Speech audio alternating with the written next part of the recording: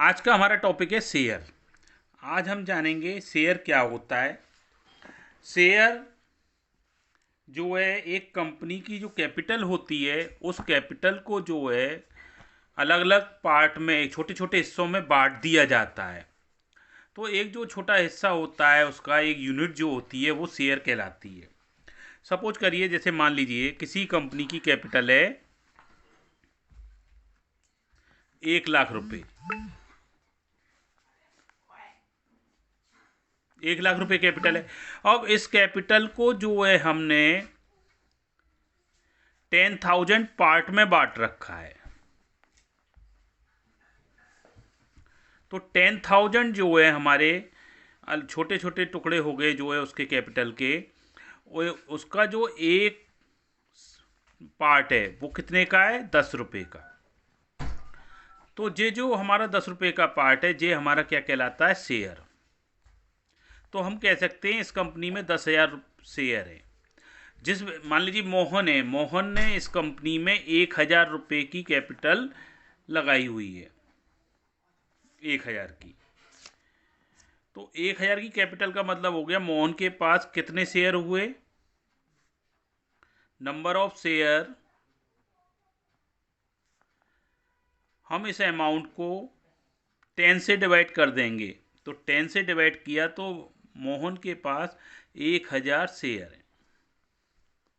तो इस प्रकार से हम शेयर निकाले जाते हैं हमारे। और जो जो व्यक्ति जिसके पास जितना उस कंपनी का शेयर होता है वो उतना ही उस कंपनी का जो है उतने रुपए के लिए मालिक होता है।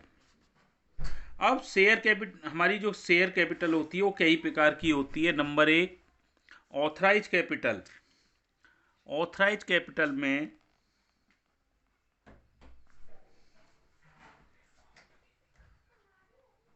इसको authorise capital, registered capital, nominal capital, अलग अलग नामों से भी पुकारा जाता है।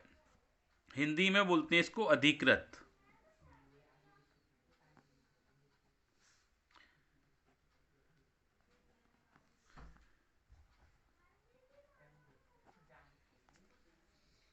अधिकृत पूंजी। ऑथराइज कैपिटल का यहाँ पर मीनिंग है, अर्थ है उस पूंजी यानी कैपिटल से है जिसे कंपनी के पार्षद सीमा नियम के अंतर्गत प्राप्त अधिकारों के अधीन जारी किया जाता है। जो कंपनी का पार्षद सीमा नियम होता है उसके अंतर्गत इनको इशू किया जाता है। इनको रजिस्टर्ड कैपिटल भी कहा जाता है, नॉमिनल कैपिटल भी कहा जाता है। ये इसके अलग अलग नाम है। कंपनी अधिनियम, कंपनी एक्ट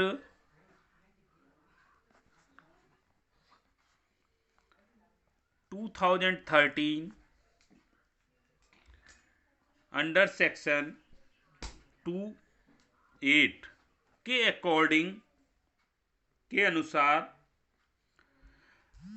ऑथराइज कैपिटल से आशय ऐसी पूंजी से होता है जिसकी अधिकतम राशि को, मैक्सिमम अमाउंट को कंपनी की शेयर कैपिटल के रूप में कंपनी पार्षद नियम मेमोरेंडम द्वारा अधिकृत किया जाता है, ऑथराइज किया जाता है।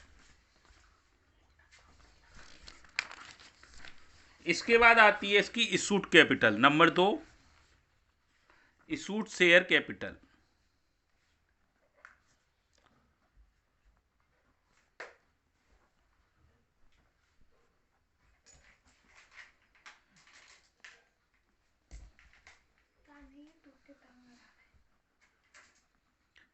इशूड इशूड शेयर कैपिटल, इसको निगमित पूंजी कहा जाता है हिंदी में।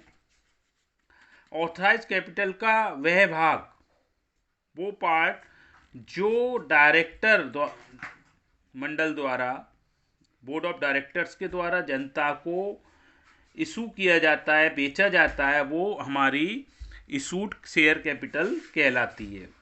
कंपनी अधिनियम की धारा, कंपनी एक्ट अंडर सेक्शन 250 के अकॉर्डिंग निर्गमित पूंजी यानी कि इशूड कैपिटल से का अर्थ है कि कंपनी द्वारा समय समय पर जो पब्लिक को अलॉट की जाती है,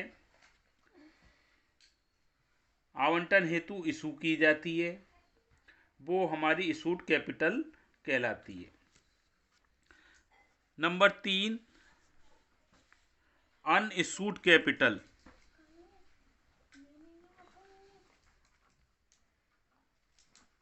अनइशूड हमारी जो कैपिटल होती है,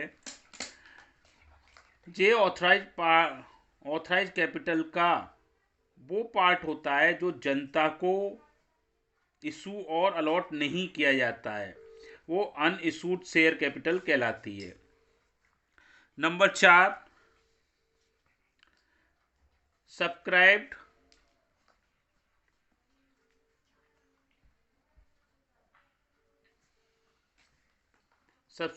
और allot share capital, allotted share capital.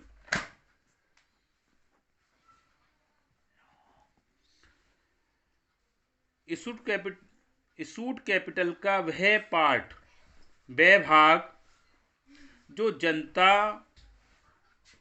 को आवेदन पत्र के समय कंपनी के पास भेजती है, वो हमारी अलॉटेड शेयर पूंजी कहलाती है। कंपनी अधिनियम 2013 की सेक्शन 2 उपसेक्शन 86 के अकॉर्डिंग पूंजी का वह भाग जिसे कुछ समय के लिए कंपनी के सदस्यों द्वारा प्रार्थित किया जाता है, वह अभिदत्त पूंजी कहलाती है। अभिदत्त पूंजी का मतलब अलॉटेड शेयर कैपिटल कहलाती है।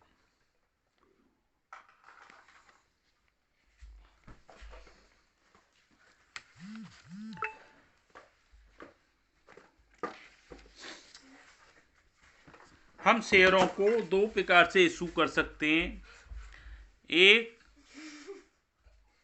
शेयर की जो वैल्यू होती है उतने अमाउंट पर, 100 रुपये का शेयर है तो 100 रुपये में, तो इसको क्वेश्चन में एट पार बोला जाता है। और एक हम प्रीमियम पर इशू करते हैं। प्रीमियम पर जो शेयर इशू किए जाते हैं, जो उसकी फेस वैल्यू होती है, उस फेस वैल्यू से अधिक वैल्यू जब ली जाती है तो वो वैल्यू जो है हमारे सिक्योरिटी प्रीमियम, शेयर प्रीमियम कहलाता है। अब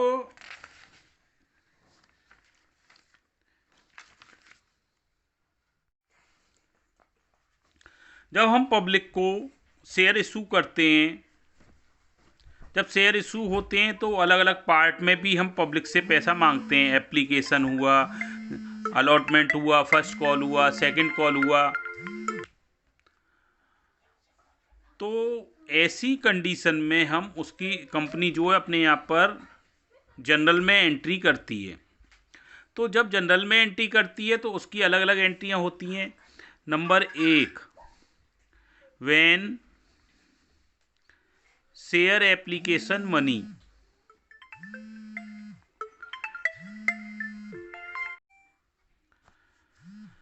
जब पब्लिक शेयर के लिए अप्लाई करती है तो उसकी फर्स्ट एंट्री जो करेंगे वो होगी when share application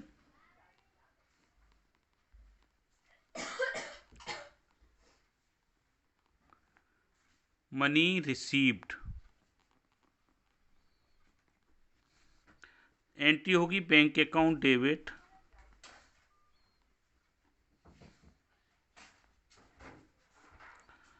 to share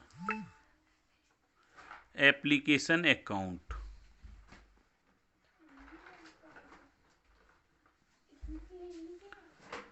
narration लिख देंगे, being share application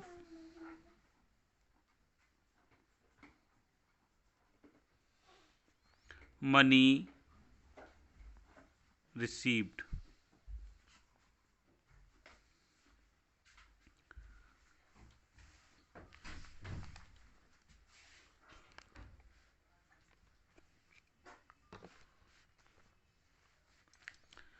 second entry इस जो एप्लीकेशन का पैसा है उसको ट्रांसफ़र करते हैं हम शेयर कैपिटल अकाउंट में। व्हेन शेयर एप्लीकेशन मनी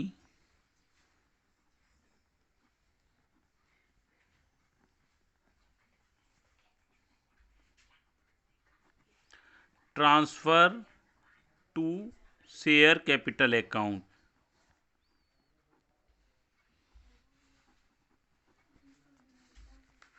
इसकी जनरल एंट्री जो होगी वो आपके यहाँ पर होगी, share application account debit,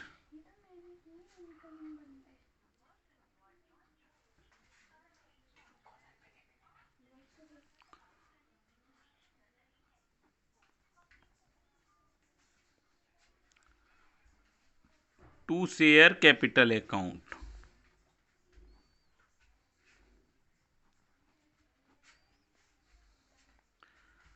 third entry, जब भी आप नरेशन लिखेंगे वेन शब्द को हटा के बीइंग लगा के बाकी का पीछे का पार्ट उसमें जोड़ देंगे, वो नरेशन तैयार हो जाएगा। इसके बाद शेयर अलॉटमेंट को डू करते हैं। Share allotment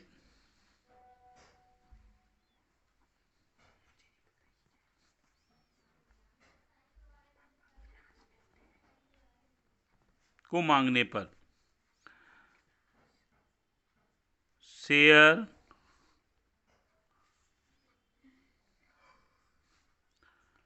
allotment account debit to share capital account.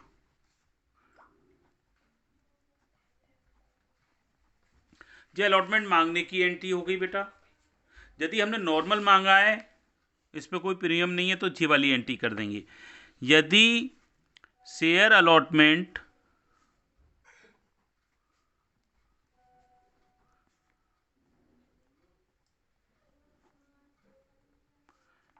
Share allotment के साथ में यदि आपका प्रीमियम भी हो, तो ऐसी कंडीशन में हम नीचे क्रेडिट में प्रीमियम को जोड़ देते हैं।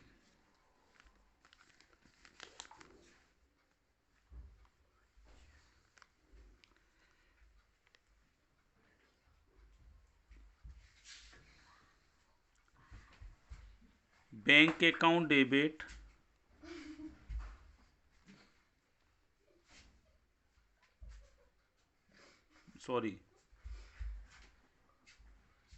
Share allotment account debit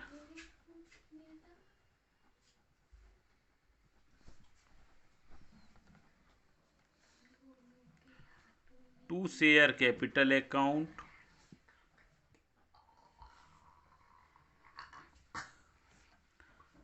to security premium account.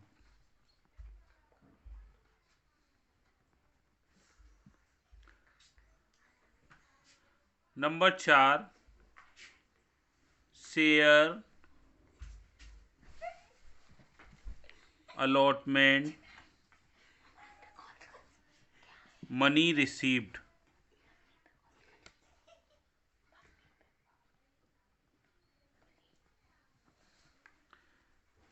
Bank account debit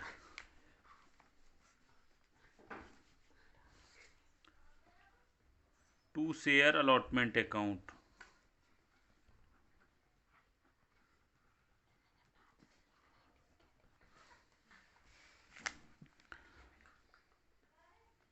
number 5, share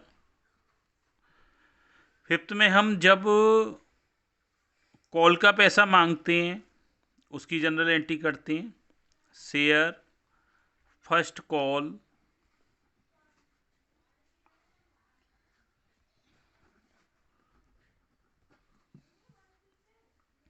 इसकी एंट्री होगी share first call account debit to share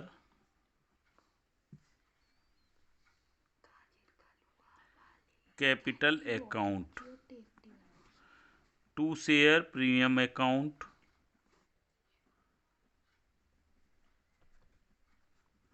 इसको सिक्योरिटी प्रीमियम भी कहा जाता है। इसको जब भी लिखेंगे जब क्वेश्चन में ये होगा, if any. Number 6, share first call money received.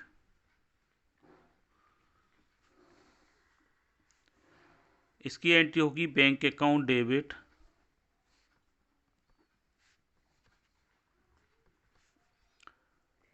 To share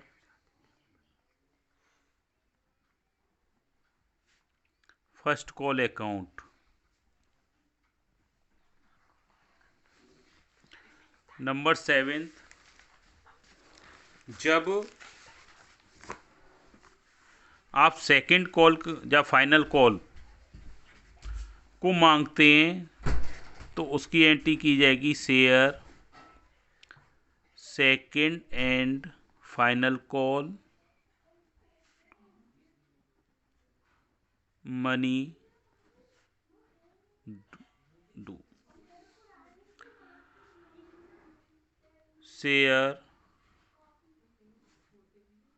second and final call account debit to share capital account.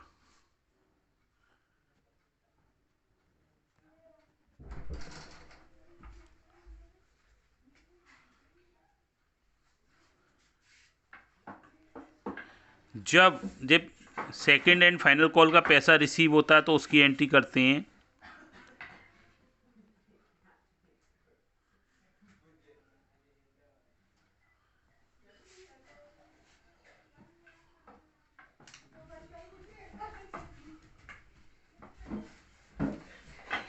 Bank account debit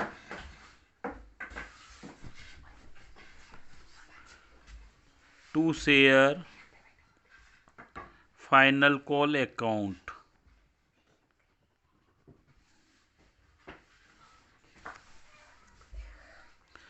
number 9, कभी कभी ऐसा होता है कि कुछ शेयर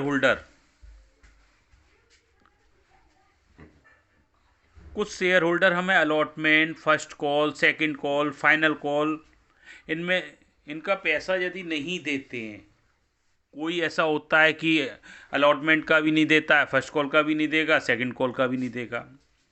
कोई ऐसा होगा कि फर्स्ट कॉल और सेकंड कॉल का नहीं दिया, कोई ऐसा होगा कि केवल सेकंड कॉल का नहीं। तो कंपनी उनको एक नोटिस भेजती है कि आप इस डेट तक अपना पैसा जमा कराइए। यदि वो जमा करा देता है तो ठीक है, यदि नहीं जमा कराता है तो फिर एक और नोटिस भेजती है कंपनी कि आप अपना पैसा जमा कराइए, आपका इतना पैसा बाकी है। यदि इसके बावजूद भी नहीं तो उनको एक फाइनल नोटिस भेजा जाता है कि हम आपके शेयरों को फोरफिटेड कर रहे हैं।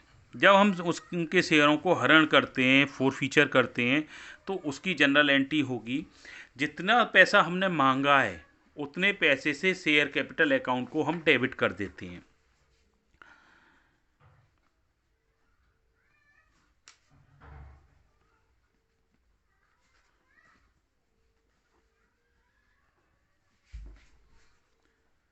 शेयर कैपिटल अकाउंट डेबिट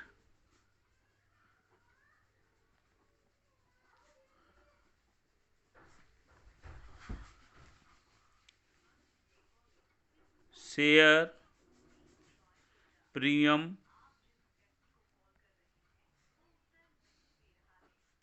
या security premium account debit.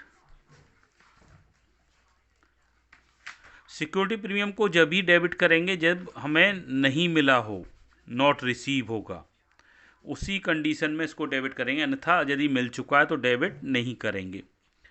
To share allotment account,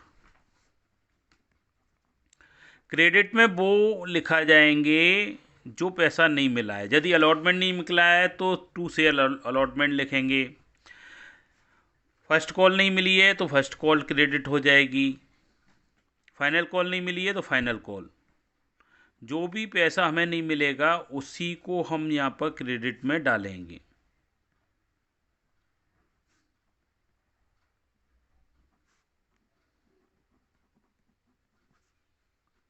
और लास्ट में to share forfeiture account,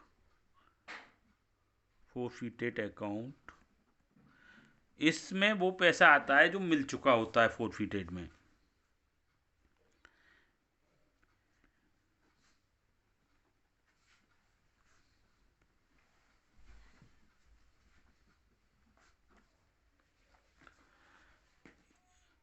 जब जिन शेयरों को हम फॉरफिटेड करते हैं तो उसको मार्केट में दोबारा सेल आउट करते हैं। सेल आउट करने पर वो कहलाता है हमारा री इशू। री इशू की कंडीशन में हम उसकी जनरल एंट्री करेंगे।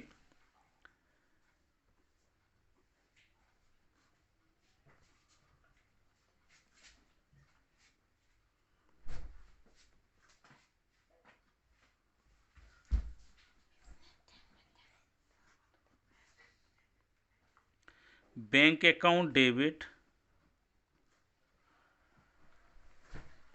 यदि 10 रुपये का शेयर है 10 में कर देते हैं तो हमारा हो जाएगा bank account debit to share capital. और यदि हम उसको डिस्काउंट पर इशू करते हैं तो ऐसी कंडीशन में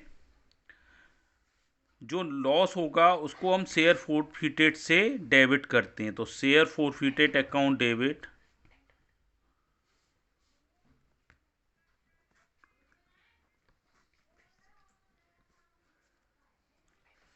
to share capital account.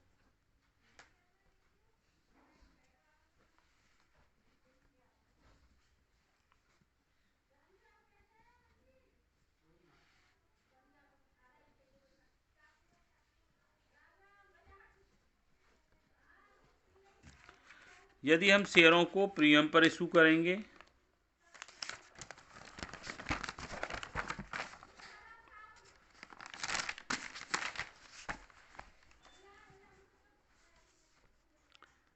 Share री issue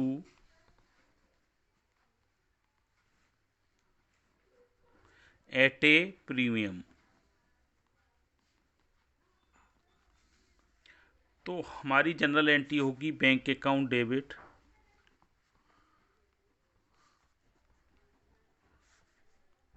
to share capital account to security premium account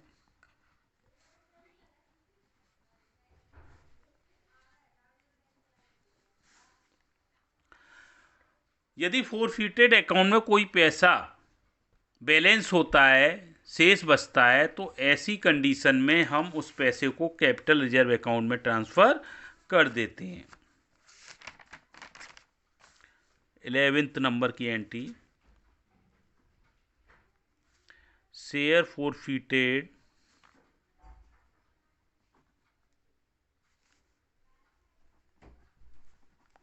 accounts balance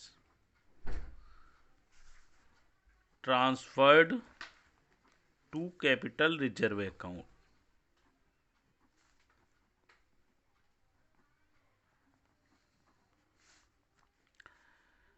share forfeited account debit